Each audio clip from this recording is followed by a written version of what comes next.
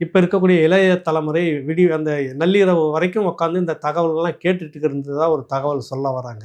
என்ன அது நிறைய இந்த திராவிட கூட்டம் முழுக்க முழுக்க ஒரு 6:30க்கெல்லாம் பார்த்தீங்கன்னாக்கா டிவிகேவும் திராவிட அந்த ஒட்டுத்திணை வகையறாக்களும் அப்படி தான் நம்ம அவங்கள சொல்லணும். அது மாதிரி நாகரிகமாக அவங்க சமூக வலைத்தளங்கள்லாம் காலி நாற்காலிகளின் மாநாடுகள் அப்படின்றது தான் பெரிய அளவில் செய்துக்கிட்டு இருந்தாங்க.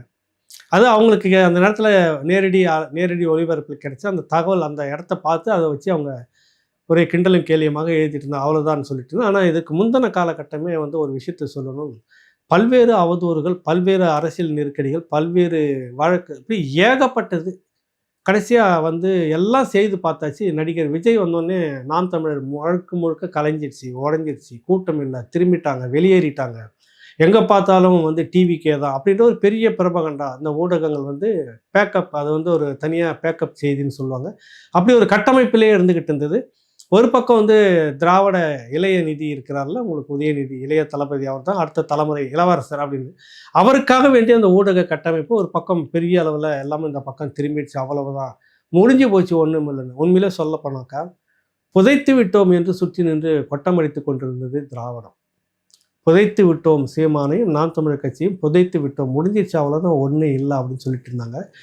முளைச்சி கிளைச்சி நின்னது தான் அந்த மாநாடு. அப்படியெல்லாம் இல்லை, ஒன்று விழ ஒன்பதாய் எழுவோம்னு சொல்லிட்டு கவிஞர் காசி ஆனந்தன் சொன்னார்ல, அதுதான் அந்த மாநாடு, அந்த கூட்டம். புதைச்சிட்டின்னு நீங்கள் நினைச்சிருக்கிறீங்க திராவிடம், அப்படிலாம் இல்லை, கொஞ்சம் வெயிட் பண்ணுங்கள். 7 மணிக்கு பிறகு நடந்த விஷயந்தான் இது. அப்படிலாம் ஒன்றும் நடக்கலை, முளைச்சி கிளைச்சி நிற்குது பல கிளைகளாக அப்படின்றது.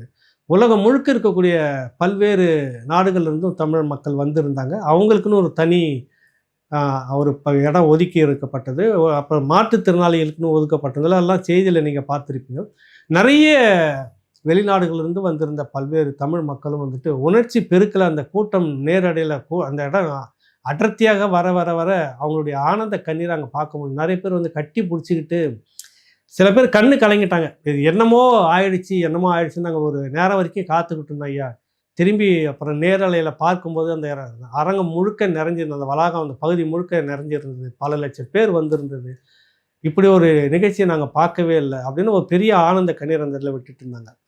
காவல்துறை இந்த கணக்கெல்லாம் எடுத்து கொடுத்துக்கிட்டே இருந்தது ஒரு பக்கம். அந்த ஒரு வண்டிக்கும் ஒரு 1 நிமிடம் 2 நிமிடம் அப்படின்ற ஒரு தாமதத்தை எடுத்துக்கிட்டாலும் கூட அந்த மாநாட்டு பகுதி இருக்கக்கூடிய திருச்சி, தஞ்சாவூர் மற்றும் பல்வேறு பகுதிகளிலேருந்து அந்த பக்கம் திண்டுக்கல்லேருந்து வரக்கூடிய வாகனம் அந்த தாமதமும் சேர்ந்துருச்சு கூட. அப்படியே சேர்ந்து பின்தங்கி தாமதமாக அரங்கத்தை நோக்கி வரக்கூடிய ஒரு வாய்ப்பு